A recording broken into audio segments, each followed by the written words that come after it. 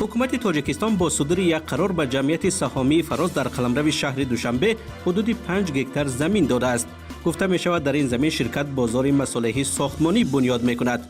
متن کامل قرار حکومت روز 7 اپریل دسترسی رادیوی آزادی شد.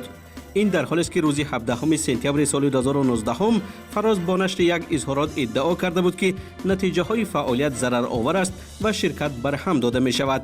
شورای مدیران شرکت برای برهم دادن آن به کمیته انداز هم نامه فرستاده بودند. اما با گذشت بیش از 7 ماه از آن تصمیم، حکومت تاجیکستان در قرار تحت رقم 175 دستور داده است از حساب زمین‌های خواجگی کشاورزی دهقان در شهر دوشنبه تقریباً 5 گکتار زمین آبی را با حق استفاده دائمی به جمعیت فراز برای بنیاد بازار مصالح ساختمانی داده شود.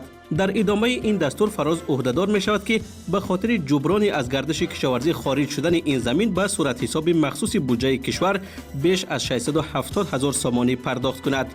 فراز شرکت بسیار ساحوی است که موافق سندها هنوز سال 2002 تأسیس یافته است.